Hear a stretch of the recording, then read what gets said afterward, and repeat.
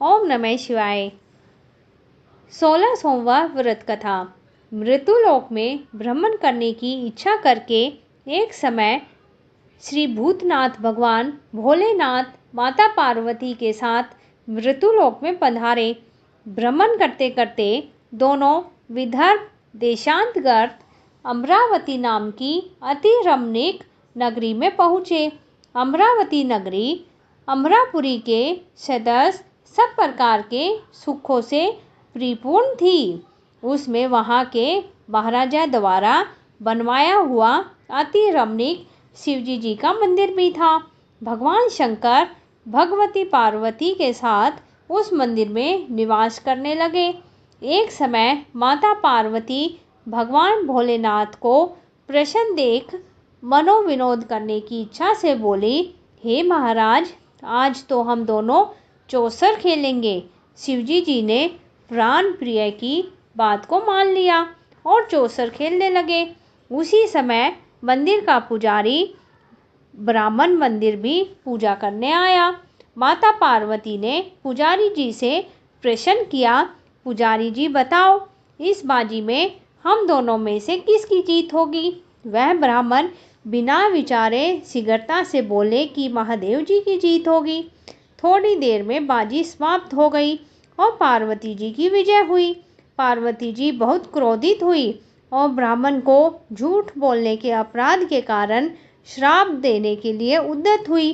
भोलेनाथ ने माता पार्वती को बहुत समझाया, परंतु उन्होंने ब्राह्मण को कोढ़ी होने का श्राप दे दिया। कुछ समय बाद पार्वती जी श्रापवश पुजारी के शरीर में कोढ़ पैदा हो गया। वह अनेक प्रकार से दुखी रहने लगा।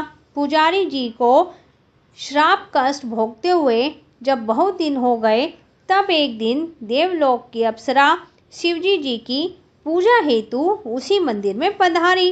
पुजारी के कोढ़ के कष्ट को देखकर उसने बड़े दया भाव से उनसे रोगी होने का कारण पूछा। पुजारी जी ने निसंकोच सारी बातें बतला दी। वे अप्सराएं बोली, हे पुजारी, अब तुम अधिक दुखी मत होना। भगवान शंकर तुम्हारे कष्ट को दूर कर देंगे। तुम सब व्रतों में श्रेष्ठ 16 सोमवार का व्रत भक्ति भाव से किया करो। पुजारी ने अप्सरा से विनम्र भाव से 16 सोमवार व्रत की विधि पूछी। अप्सरा ने बताया, सोमवार को भक्ति के साथ व्रत करें, स्वच्छ वस्त्र पहने, संध्या और उपासना के बाद आधा सेर गेहूं का आटा लेवे, उसके 3 अंग बनाए, घी, गुड़, दीप, नैवेद्य, पुंगी फल, बेलपत्र, जनेऊ जोड़ा, चंदन, अक्षत, पुष्प आदि के द्वारा प्रदोष काल में भगवान शंकर का विधि से पूजन करें। तत्पश्चात तीनों अंगों में से एक शिवजी जी को अर्पण कर दे, बाकी 2 को शिवजी का प्रसाद समझकर उपस्थित जनों में बांट दे। आप भी प्रसाद पाए और इसी विधि से 16 सोमवार का व्रत करें। 17वें सोमवार को पाव सेर पवित्र गेहूं के आटे की बाटी बनाए, उसमें घी और गुड़ मिला के चूरमा बनाए, भगवान भोलेनाथ को भोग लगाकर उपस्थित भक्तों में बांटे। इसके बाद कुटुंब सहित प्रसाद ले तो शिवजी जी की कृपा से उसके सभी मनोरथ पूर्ण हो जाते हैं। ऐसा कह के अप्सराएं स्वर्ग को चली गई। ब्राह्मण ने यथाविधि 16 सोमवार व्रत किया। भगवान शिव की कृपा से रोग मुक्त होकर आनंद से रहने लगा। कुछ दिन के बाद शिवजी जी पार्वती फिर मंदिर में पधारे। ब्राह्मण को निरोग देखकर पार्वती ने ब्राह्मण से रोग मुक्त होने का उपाय पूछा। ब्राह्मण ने 16 सोमवार व्रत की कथा सुनाई। पार्वती जी अति प्रसन्न हो ब्राह्मण से व्रत की विधि पूछकर स्वयं व्रत करने को तैयार हो गई। व्रत करने के बाद उसकी मनोकामना पूर्ण हुई और उनके रूठे पुत्र स्वामी कार्तिकेय स्वयं माता के आज्ञाकारी हुए। कार्तिकेय को भी यह विचार परिवर्तन का रहस्य जानने की इच्छा हुई और माता से बोले, हे माता, आपने ऐसा कौन सा उपाय किया था जिससे मेरा मन आपकी ओर आकर्षित हुआ। पार्वती जी ने वही 16 सोमवार के व्रत की कथा उसको सुनाई।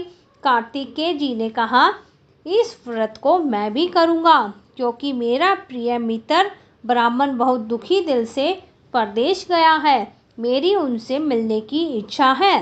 कार्तिकेय जी ने भी इस व्रत को किया और उनका प्रिय मित्र मिल गया।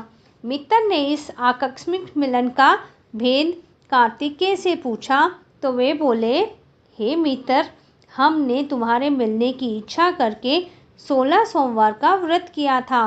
अब तो ब्राह्मण मित्र को अपने विवाह की बड़ी इच्छा हुई। उसने कार्तिकेय जी से व्रत की विधि पूछी और यथाविधि व्रत किया। व्रत के प्रभाव से जब वह किसी कार्यवश विदेश गया तो वहाँ के राजा की लड़की का स्वयंवर था। राजा ने प्रण किया था कि जिस व्यक्ति के गले में सब प्रकार से सजी संवरी हथीनी माला डालेगी, मैं उसी के साथ अपनी प्यारी पुत्री का विवाह कर दूंगा। शिवजी जी की कृपा से वह ब्राह्मण भी स्वयंवर देखने की इच्छा से राजसभा में एक ओर बैठ गया। नियत समय पर हथिनी आई और उसने जयमाला उस ब्राह्मण के गले में डाल दी।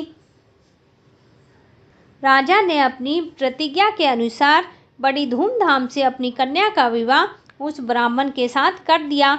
ब्राह्मण को बहुत सारा धन और सम्मान देकर संतुष्ट किया। ब्राह्मण सुंदर राजकन्या पाकर सुख से जीवन व्यतीत करने लगा। एक दिन राजकन्या ने अपने पति से प्रश्न किया, हे प्राणनाथ, आपने ऐसा कौन सा बाहरी पुण्य किया था जिसके प्रभाव से हथिनी ने सब राजकुमारों को छोड़कर आपको वर्ण किया? ब्राह्मण बोला, हे प्राणप्रिया, मैंने अपने मित्र कार्तिकेय जी के कथा अनुसार 16 सोमवार का व्रत किया था, जिसके प्रभाव से मुझे तुम जैसी सर्वरूपवान पत्नी की प्राप्ति हुई। व्रत की महिमा सुन के राजकन्या को बड़ा ही आश्चर्य हुआ। वह भी पुत्र की कामना के लिए व्रत करने लगी। शिवजी जी की दया से उसके गर्भ से एक अति सुंदर, सुशील, धर्मात्मा और विद्वान पुत्र उत्पन्न हुआ। माता पिता दोनों उस देवपुत्र को पाकर अति प्रसन्न हुए। उनका लालन पालन भली प्रकार से करने लगे। जब पुत्र समझदार हो गया तो एक दिन उसने अपनी माता से प्रश्न किया कि हे माँ, तुमने कौन सा व्रत एवं तप किया था जो मेरे जैसा पुत्र तुम्हारे गर्भ से उत्पन्न हुआ? माता ने 16 सोमवार के व्रत की कथा पुत्र को बताई। पुत्र ने सब तरह के मनोरथ पूर्ण करने वाले सरल व्रत को सुना तो वह भी राज्याधिकार पाने की इच्छा से हर सोमवार को यथाविधि व्रत करने लग गया। व्रत शुरू होने के बाद एक देश के वृद्ध राजा के दूतों ने आकर उसको राजकन्या के लिए वर्ण किया। राजा ने अपनी पुत्री का विवाह ऐसे सर्वगुण संपन्न ब्राह्मण युवक के साथ करके बड़ा सुख प्राप्त किया। वृद्ध राजा के दिवंगत हो जाने के बाद भी इसी ब्राह्मण युवक को सिंहासन पर बैठाया गया, क्योंकि राजा के कोई पुत्र नहीं था और राजा का उत्तराधिकारी होकर भी वह ब्राह्मण पुत्र 16 सोमवार का व्रत करता रहा। जब 17वां सोमवार आया तो विप्र पुत्र ने अपनी प्रियतमा से पूजन सामग्री लेकर शिव पूजा के लिए शिवालय में चलने को कहा, परंतु उसकी पत्नी ने उसकी आज्ञा की परवाह न की और दास दासियों के द्वारा सब सामग्रियां शिवालय भिजवा दी, परंतु आप नहीं गई। जब राजा ने शिवजी जी का पूजन समाप्त किया तब आकाशवाणी हुई, हे राजा, अपनी इस रानी को राजमहल से निकाल दे, नहीं तो वह तेरा सर्वनाश कर देगी। आकाशवाणी सुनकर राजा के आश्चर्य का ठिकाना नहीं रहा। उसने मंत्रालय गृह में आकर अपने सभासदों को बुलाकर पूछा कि हे मंत्रियों, मुझे आज शिवजी जी की आकाशवाणी हुई है कि राजा, तू अपनी इस रानी को निकाल दे, नहीं तो यह तेरा सर्वनाश कर देगी।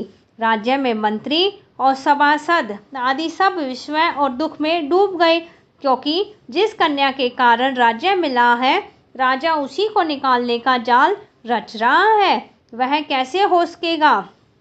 राजा ने अपनी पत्नी को राजमहल से निकाल दिया। रानी दुखी हृदय से भाग्य को कोसती हुई नगर के बाहर चली गई। बिना पदरान, फटे हुए वस्त्र पहने, भूख से दुखी, धीरे धीरे चल के एक ग्राम में पहुंची।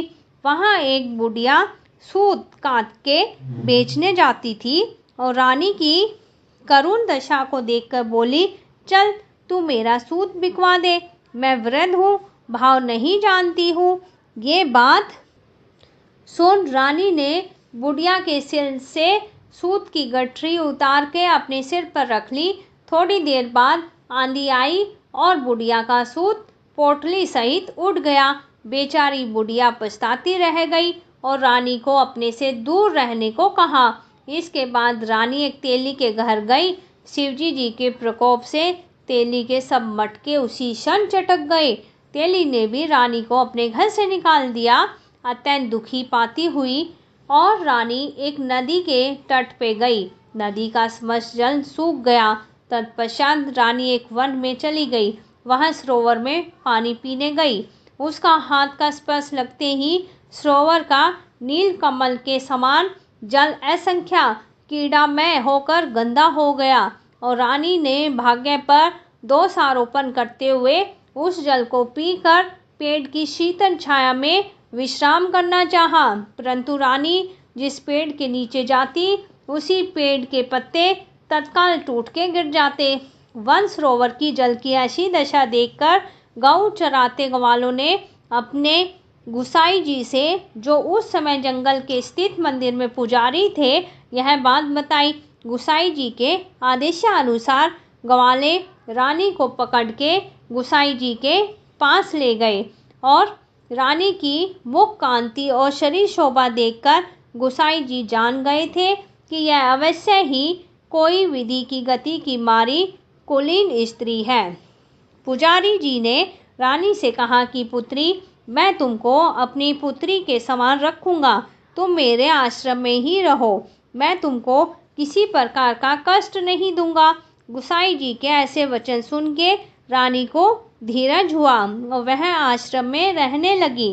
रानी जो भोजन बनाती उसमें कीड़े पड़ जाते, जल भर के लाती उसमें भी कीड़े पड़ जाते।